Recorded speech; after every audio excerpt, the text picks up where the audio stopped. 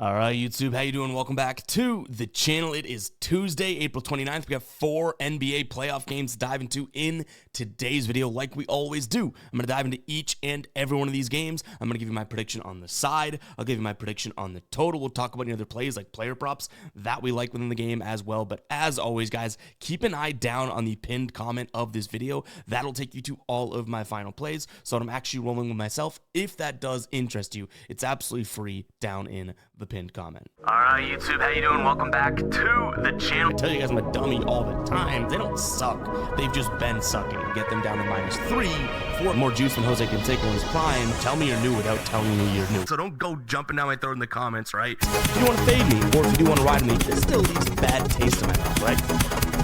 And remember, more chins, more wins. In terms of how we did on Monday, we had 3 plays, and we cashed all 3. I ain't wearing the money gun hat for no reason, baby. 3-0.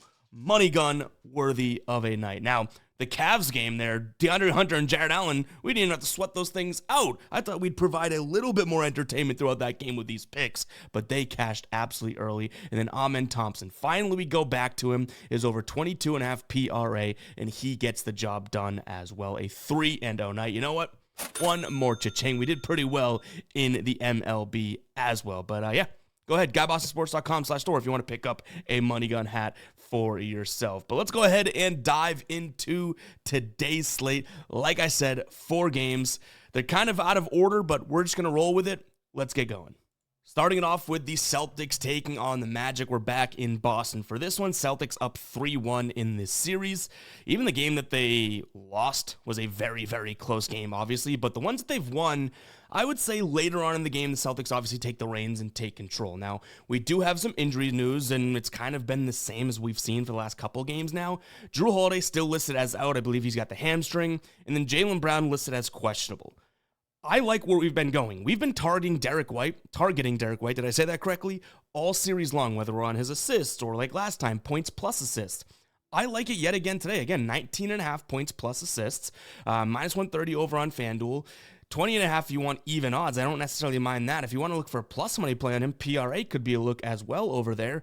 But without Jrue Holiday, Derek White's usage is going to be plenty, right? Which it already is to begin with. And now with a potential look at Jaylen Brown being out, like we saw last game, Jaylen still played, but Derek White should get both the offensive looks in terms of his field goal attempts and plenty of assists opportunities, which is what I really do like about this, right? So his points, we know, if he gets the shots, he'll probably end up, being able to get the points, right? But in terms of assists, that's what I've loved to see. 8 potential assists, 6 potential assists. Head-to-head against his Magic team, he's averaging nearly 7 potential assists, and that's dating back to, I want to say last season, and it's like the last 10 games. Without Jrue Holiday, this is going to be a big opportunity for him to get more and more playing time, even though his playing time, again, has a high bar. Just a few more minutes his way in terms of no Jrue Holiday. And his potential assists, I love it. He averaged 9 potential assists this season without Jrue Holiday on the floor. It was just 7.3 with Jrue Holiday. So almost 2 more potential assists per game, meaning he could get 1 more assist per game, even if we just went by the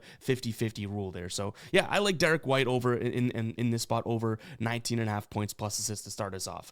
I also don't mind a Celtics team total over. That 11.5 is a little daunting. I think the Celtics close it out tonight. I do think they win the game.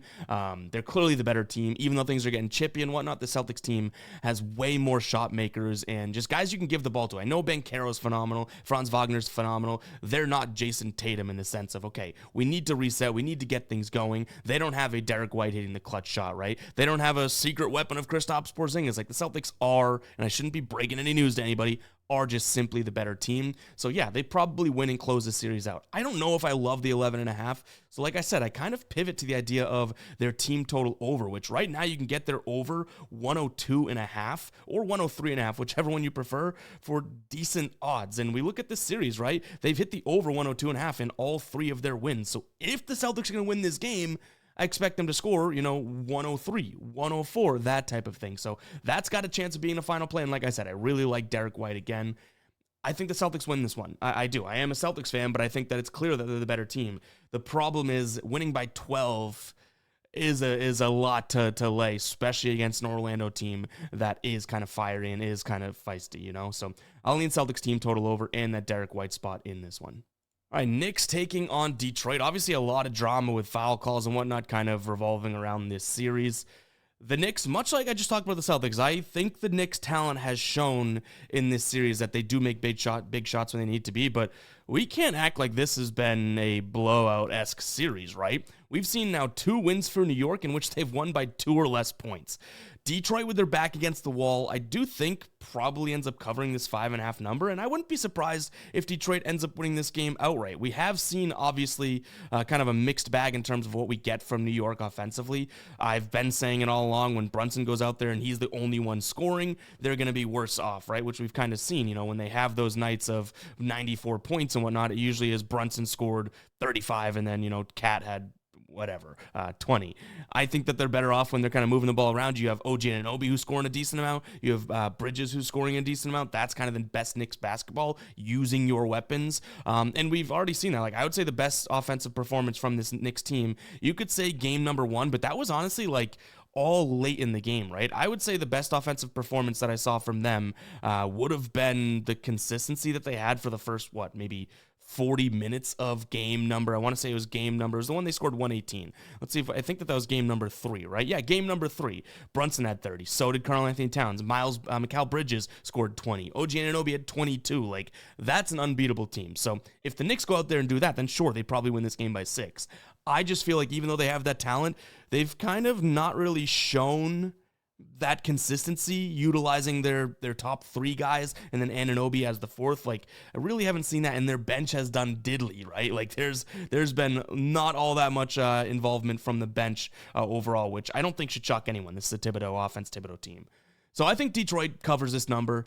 I don't know if I get there myself because, again, if the Knicks just choose to play, share the ball basketball, give it to the guy that's open at the time because they have so much more talent on this squad, they could probably win this one like they have been. But the games have been so close. In a closeout fashion here, or closeout opportunity, I would say Detroit plays their absolute you-know-what off. In terms of what we have from a total perspective, I don't mind the idea of an over here. We've been taking a lot of overs in these playoffs, and honestly has looked okay. Now we take a peek at that number, right? 213.5. We've really not seen all that much. I think it's like split in this series so far, right? In terms of going up and over. But you got to think about it like this. Detroit has shown that obviously they can play some good defense, but the Knicks have also shown that, hey, we can score if we need to. I think Detroit's going to go a different direction in terms of like, hey, let's lock up the Knicks, right? I think they're going to say, okay, what we can do here is hopefully make this Knicks team run. That's kind of where you can get them. And that's when they can struggle. They're not the best transition defense. And if Detroit does push the tempo, I think it's going to favor them a little bit more. Now, you might look at that and be like, well, Ev, the 2 high scoring games so far in this series, the Knicks have won. Yes, but one of those they only won by, the 2 points, and even now was calling it close, right? So I think that we see a faster tempoed game in this one. In terms of player props, nothing that I'm like absolutely loving. I would say something like Bridges over in points, but he's been a little spotty, right? I mean, we saw 8 points in, was it game number 1? Then he goes 15 or 19, 20, and then 8 points in game number 4. We don't necessarily know if the guy's gonna get the shot opportunities, and even if he does, he just hasn't been shooting that well in this series. Now, can we say that, what he shoot 25% last game is normal? No, he shot 12 times. Even if he, makes a couple more shots, shoots 40-something% from the field, he's going to have more points. So I would say that's helping us out in terms of the odds side of things. So yeah, Bridges, maybe over 14.5 if you can get that, or 15.5 if you have to go there. I think that he could have a spot in which, he kind of at least scores bare minimum 15. But you know what? Remember when we thought that Tobias Harris would score bare minimum 15 and the dude ran around and did cardio for the entire game? Makes it a little bit tough for me to truly trust myself in this one. So I'd say it's Detroit. I like the over, and then Mikal Bridges. But yeah, that player prop I do think could be a good look depending on the odds we can get for it, over 14.5 points. Speaking of good player props, guys, how about heading on over to Underdog? They got a Luka and a Tatum free square. They're dropping a bunch of free squares when you sign up as a new customer. 0.5 points for these guys. Absolute no-brainer. There's a link down in the description as well as the pinned comment. You're going to get a deposit match or deposit bonus up to $1,000, which is awesome. You're going to get these free squares. You're also going to get this, which is the extender promo that they're running right now. You get a boost the longer a series goes on. We got a couple new series starting fairly soon, right? Once these conclude, you started at game number 1, and each and every game, you get a 40% boost in game number 1. You jump in game number 2, 50%, 60%, 70%. You can get up to a 100% boost of your payout if the game goes 7 series. So go ahead and check it out. Again, that link will be down below in the description, as well as the pinned comment. You get the free squares when signing up, and you're going to get this extender promo. Absolute no-brainer. Really, really cool what Underdog is doing. Go ahead and check it out. Let's jump back into these games here. All right, Indiana taking on Milwaukee. Unfortunately for Milwaukee, Damian Lillard now out for the rest of the year. He just comes back, and then poof, gone again, right? We've seen Indiana look really, really good at home, especially in this series, right? The first 2 home games, 117-98, 123-115. So I don't see any reason to believe that would stop. I think I first look at an over, though, because even if Milwaukee does play really well and, they do push the tempo and all that, they'll be scoring down low and just adding to an over here. Indiana, though, do we have any reason to worry about their offense? I mean, knock on wood, but this thing's been cruising. Even in the game, that you would have thought that was a little bit slower pace. It was 129-103. That was not even close to that, right? But that was the lowest game total of the series so far. I think it was at, 226.5? Just because we're back at Indiana, we're bumping this all the way down 4 points. I don't see it. I'm going to lean over. And then, like I said, without Dame, I think Milwaukee's chances just drastically decrease. Give me Indiana in this spot as well. No major player props in this one. I think the over is realistically the only thing that I'm, as of right now, I should say, considering. And you're getting -106 over on DK. The same number, 222 is looking like it's like -115 elsewhere. So maybe a good line there. You do have some push potential as well. So yeah, I'm going to lean towards this over. I also like Indiana. 7 points is 7.5. So 8 points having to win by is obviously a decent amount. I just want fast-paced basketball, and I think Indiana has shown that they will do that. And Milwaukee, I still kind of maintain the idea that they should be able to score inside. So get yours, Milwaukee. And maybe you do cover this number. Maybe your season is over tonight. Maybe it's not. But as long as we have points, I'm going to be a happy camper. And player props, nothing that I'm ultimately, obsessed with in this one. I do think Halliburton could be poised for a good game. We've only seen that one good scoring night out of him.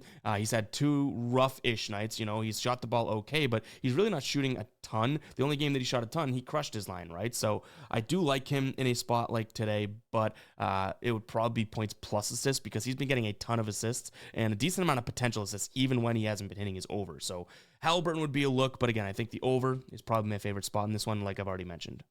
All right, Denver taking on the Clippers. I feel like the best prediction I've made all season was how good this series is going to be, right? Game number 1 decided by 2 points. Game number 2 decided by 3 points. All right, game number 3 was kind of a big one for the Clippers. The game number 4 decided by 2 points. Like 3 of the 4 games so far in this series have been decided by 2 or I guess 3 or fewer points. That's awesome. Like, I know they haven't been, and I keep saying the flashiest of basketball or anything like that, but we're watching a series that consists of Jokic, Kawhi, Harden, Powell, Zubac. Like, this is a very, very fun series if you like basketball, right? It might not be, like I said, the flashiest and all that, the fastest pace, but what a good series so far. Now you have, again, a split series as we head back to Denver. I think that Denver at home probably is a nice little spot for this. They are coming off of a win. They took one in the Clippers, but realistically, I don't know if that gives them the biggest of advantages because the Clippers did steal that game number, was it game number 2 in Denver, and they pretty much should have won game number 1.